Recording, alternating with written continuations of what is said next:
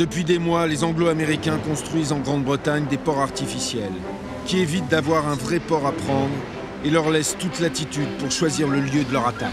Cette tâche titanesque n'effraie pas les Alliés. À voir ces phénix, énormes caissons de béton, destinés à être remorqués un jour jusqu'à la côte normande, où ils seront coulés pour constituer une première digue brise-lames.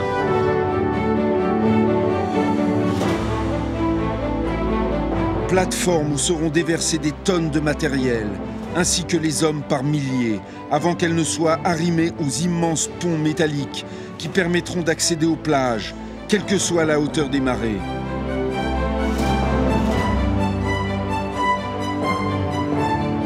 Gigantesque puzzle en train d'être rassemblé dans de nombreux ports d'Angleterre.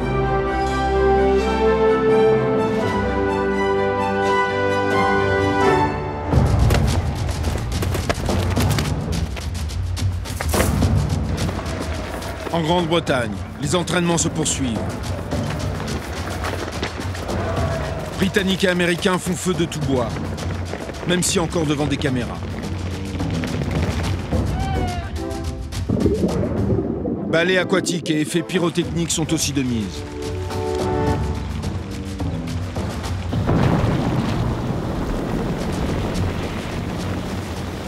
Le matériel aussi est testé. Char anti-mine pour dégager les plages.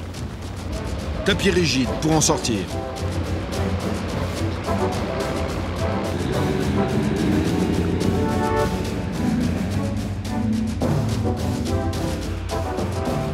Gymkhana sur vague en dur pour s'habituer à la conduite de ces nouvelles jeeps venues d'Amérique.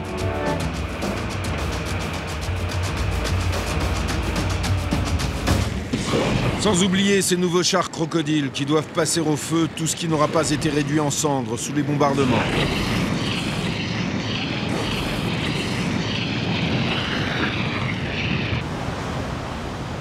Les Alliés ont déjà perdu des centaines d'hommes à l'entraînement en Grande-Bretagne.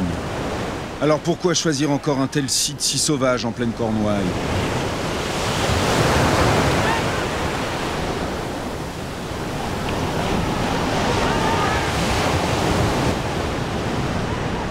Même si le 4e commando britannique est déjà une unité aguerrie. Parce qu'il faut envisager toutes les topographies de terrain possibles.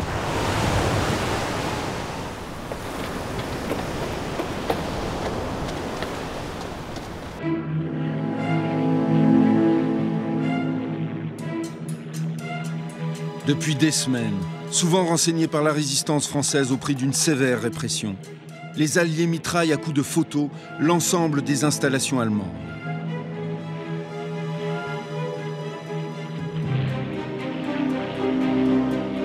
Sites protégés ou non, les côtes de la Manche sont passées au peigne fin.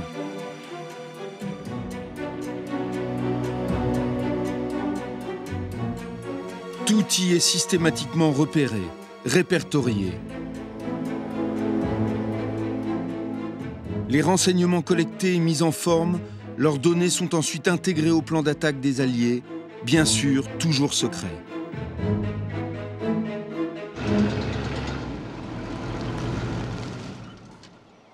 Sauf peut-être pour les Allemands, qui risquent de crouler sous les informations, ou plutôt sous les désinformations. Depuis des mois, les services de renseignement alliés abreuvent l'ennemi de fausses informations, destinées à le leurrer sur les lieux du débarquement, en lui suggérant que l'option Pas-de-Calais a été retenue. Sur le sol anglais, l'intoxication aussi est de mise. Avoir installé face aux côtes du nord de la France de faux aérodromes, où fleurissent des avions gonflables. Tandis qu'au sud de l'Angleterre, où les principales forces sont disséminées, approvisionnement, armes et munitions continuent d'être camouflés.